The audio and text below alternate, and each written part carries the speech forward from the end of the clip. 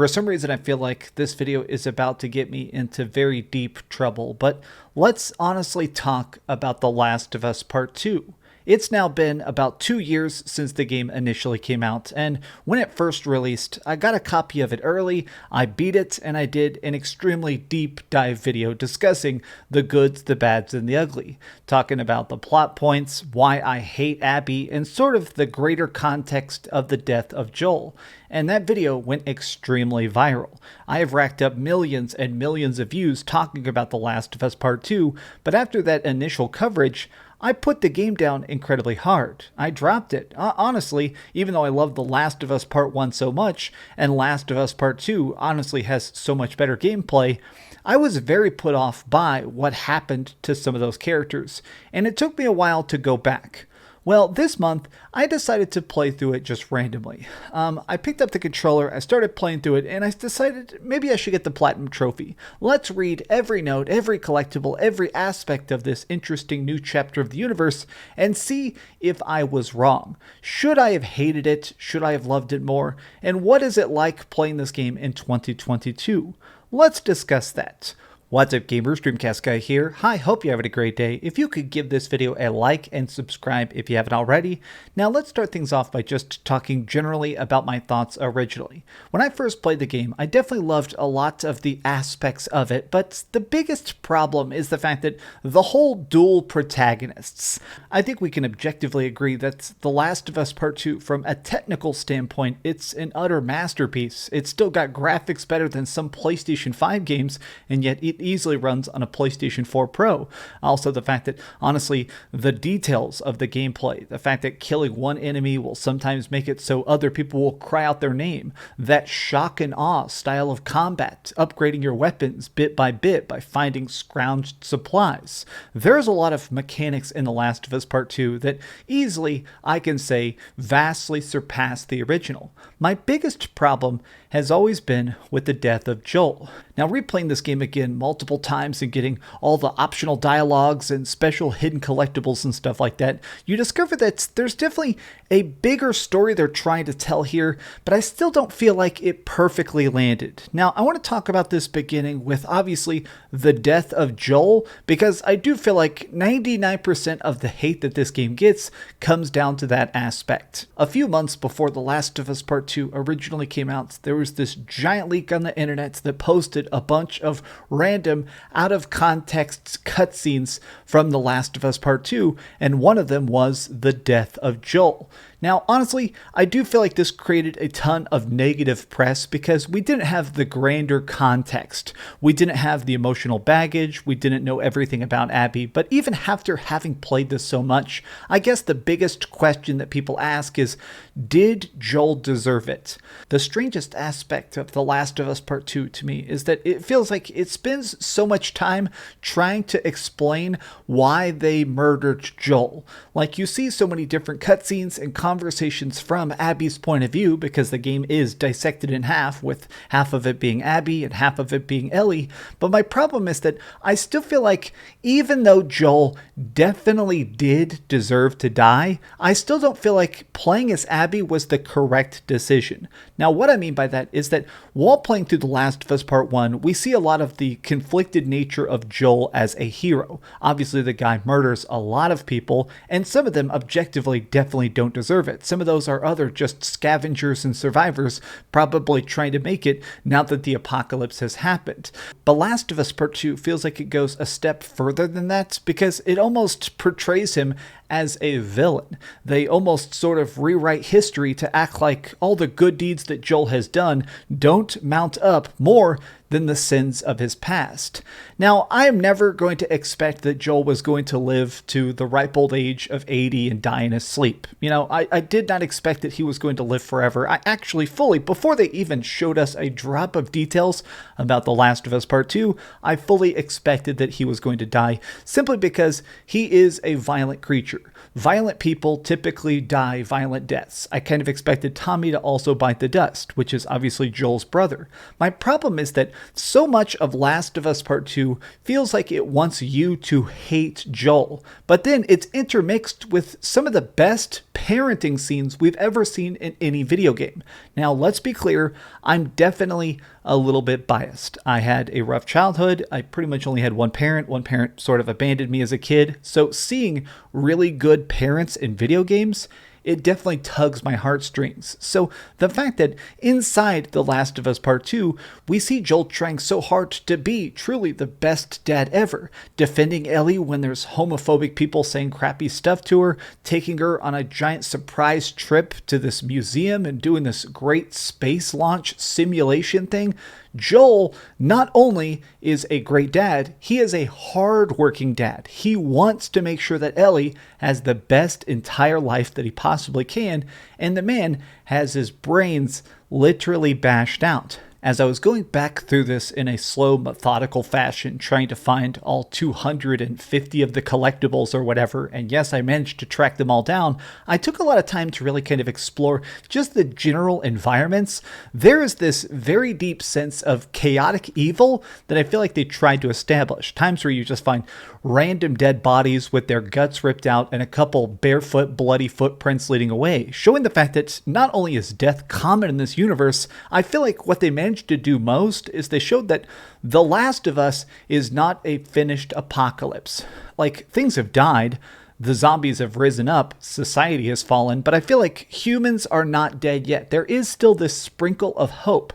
Now, part of the demonization of Joel is that in a series of cutscenes, they showed the fact that the Fireflies, the people that were making this lab and this vaccine in the original game, apparently, if Ellie had died, if he had let her be sacrificed, it could have possibly actually cured humanity. By Joel actually defending and saving her at the end of The Last of Us Part 1, Part 2 almost implies that that is the bad ending. The fact that Ellie was allowed to live and has this great life almost says that that was the incorrect decision, and that Joel now getting murdered is some sort of universal balance. But let me talk a bit more about Ellie specifically in this game, because she's definitely a very different character. Obviously, in The Last of Us Part 1, she's a little kid. You know, she's a tiny teenager. She hasn't really explored the world or seen much outside of her tiny bubble. I don't even fault her for that. She's just a kid. Whereas in Last of Us Part 2, we see her as an established adult, and I feel like the game also very much wants to try and convince you that Ellie and Abby are both just, I mean, I hate to use this term, but they're pieces of shit. Like, excuse the French, but my problem is that while playing through this game again, Ellie very slowly and very methodically hunts down Owen. She kills a pregnant woman. She just constantly tortures people to death for hopefully an ounce of information. And in a way, I kind of expected that eventually that she would stop, that she would flinch. A lot of the tone and connotations to the story sort of conveyed that eventually she would stop or learn her lesson, but it didn't feel like Ellie did. The fact that at the very end of the game, you're there trying to kill Abby and you still don't do it, the fact that you don't finish Abby off, Ellie ruins her entire life. She has a happily ever after. She's living in a beautiful farmhouse. She's got her cute little wife. They got a baby together. They're hanging out. They're playing music and listening to records. And for some reason, Ellie decides to throw that away for another chance to try and murder Abby and then doesn't do it. To me, even reading every note in the game, paying careful attention to every single bit of this, I guess I'm still baffled at the inconclusiveness to this conclusion. Now, I'm not saying that this is a plot hole or some gigantic writing flaw. I think they purposely wanted to create Ellie as this weird, unfinished person. She is still growing up. She is still maturing. But I guess she has paid too much of a cost for too little of a reward. This is basically the end of her story. I don't think they can ever possibly bring Ellie back because at this point she's ruined everything. And I guess the reason this hit even more is that if you play this game very, very slowly, if you explore a lot of the environments, you will see Ellie and her girlfriend Dina having these deep, heartfelt conversations. And in honesty, these are some of the best couple writing I've seen in any video game. They have fun little inside jokes, they're constantly playing pranks, they're discussing the nature of art and theorizing if there are new movies out there that they haven't watched yet. Not just stuff that existed, but like, is someone going to make a Predator 5 after the apocalypse simply because they're creative and they want to do something new? So much of the story manages to convey the idea that even though they're stuck in these very terrible situations, that Ellie and Dina are not victims in the typical standpoints. They're people that are in a bad circumstance, and yet they're willing to go further to make a good life. And I feel like not only is this explained inside of Ellie's life and a lot of the cutscenes, but it's conveyed a lot in the notes itself. Like, there is a whole storyline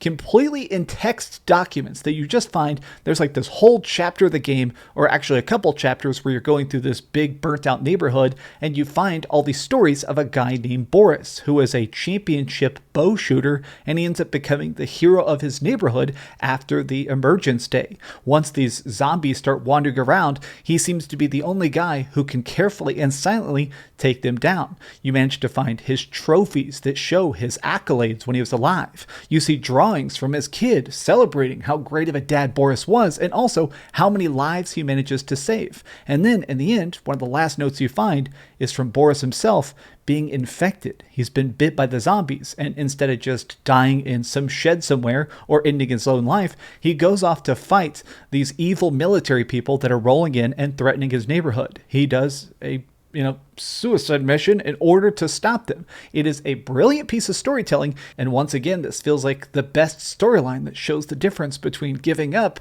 giving in, and being a victim. Now, I want to talk a bit about Abby in an extremely detailed sense, because this is still where my problems lie. From a gameplay standpoint, this game is perfect. Honestly, going through it multiple times, I actually went through it on different difficulties, finding all the collectibles, going into every side point, upgrading every gun, finding every workbench. I am still blown away by how good the freaking gameplay is. But Abby, I think one of the interesting natures of this game is how big and buff and strong Abby is for such an evil motivation. Abby's entire obsessive goal in life, since she was pretty much Ellie's age, is to murder Joel. That was her goal. Unfortunately, her father dies. He was a scientist working on this vaccine that was going to hopefully stop this apocalypse, and Joel killed him. From that day forward, she completely dedicated herself to kind of just going that further distance, pushing her body and soul and mind past those limits. And it made her a big, beefy, chaotic killing machine in a lot of ways. Now, I do not fault that storyline. I guess my problem is that they tried so hard to empathize and create this weird softness to Abby that doesn't work, because it starts off with the murder of Joel. The very beginning of the game, she gets out a freaking golf club and goes, "Everybody loves golf," on that guy's poor skull. It is a slow, excruciating slaughter. I mean, what happens to Joel is got to be the worst death in any video game ever in history, and with a character that's been beloved for almost 10 years. It is, I mean, it's freaking psychological damage to watch that scene. Personally, I really did not like that we went from that to scenes of her just playing games with her friends, or playing catch with dogs, or doing little bow challenges, which one of the trophies is you just getting a little suction cup bow and hitting targets. I know that they did this because the idea was that Ellie has done bad things and Ellie has good days. Joel has done bad things and Joel has had good days. But Abby, after having committed the most atrocious, heinous act I've seen in any video game maybe ever, and going from that straight to hanging out with her friends and trying to chill and just eating dinner and hanging out with the giant WLF committee, like, these people are bad. The WLF in general, the wolves, they have an entire torture lab. Abby hangs out in the torture lab and watches them horribly. I can't even show you the gameplay of what they did to them, because they're fully nude people getting skinned. And then we're supposed to somehow go, well, you know what? Everybody's bad. My issue is that right now we have an established base. We begin with the idea that honestly, Joel is a bad guy, but he has decided to do good things. Joel is giving birthday presents. He's trying to teach Ellie the guitar. He's trying to make the best life possible for Ellie. he is trying to make up for the fact that he lost his own daughter by adopting and helping a kid that definitely needs a parent. There is a universal balance that's already been established that already works so freaking well. So suddenly when they try and act like, oh, actually, things are a bit more complicated because things can get bad and things can get worse. Oftentimes while I was playing through this game, I was reminded of a book that I've read a couple times and I absolutely love, and it's called Best Served Cold by Joe Abercrombie. Highly recommend it. It's 840 pages of absolute revenge chaos, but what happens is it is a child soldier who grew up in the military and now is a great general in her early 20s. But the king gets jealous and decides to murder her and her brother by throwing them off this cliff. Somehow she manages to survive, and over the course of many years of rehabilitation, she pieces her body back together and decides that she is going to methodically execute every single person that was in the room during her original death, so to speak. Now, this is the general, the head of coin, the master of spies, and of course the king himself. Now, as she's doing this, a lot of people accidentally die. She makes like a team of assassins to try and take these people down, and she is successful, obviously, but during the course of it, hundreds and hundreds of objectively innocent people also meet their unfortunate end.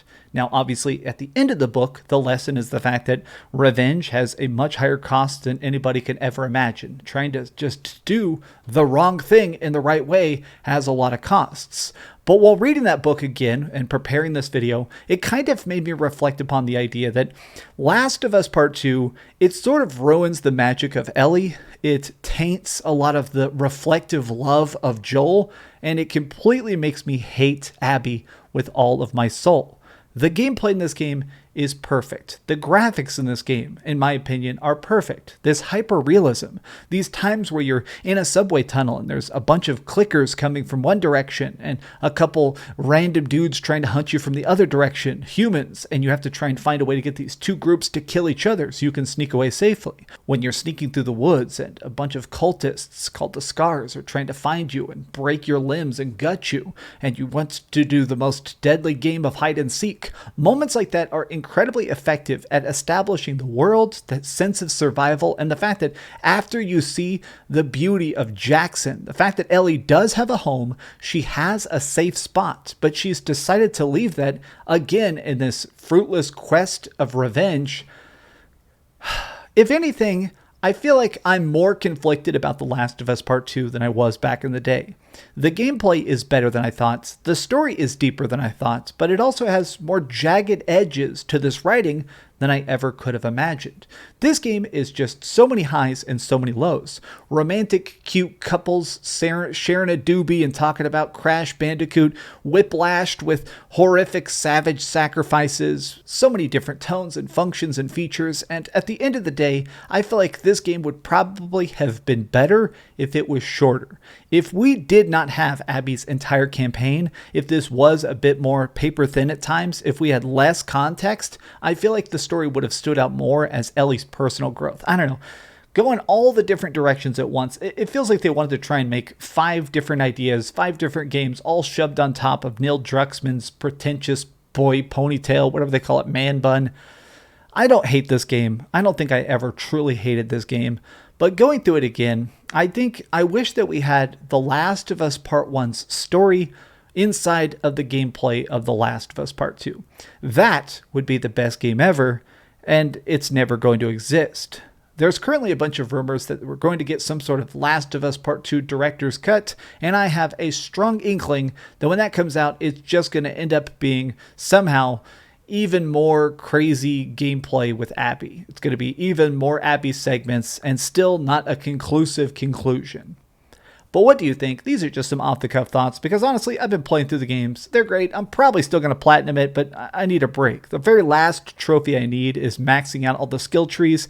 That means I need to do one more playthrough, and right now, emotionally, I do not have it in me. But seriously, I appreciate you watching this video, and Last of Us Part 1 coming out in a couple weeks. I'll be playing that remake and doing a review of it as well. Probably not this long and in-depth, but I love you very much. Thank you for watching, thank you for playing, and thank you for liking this video, but please keep dreaming.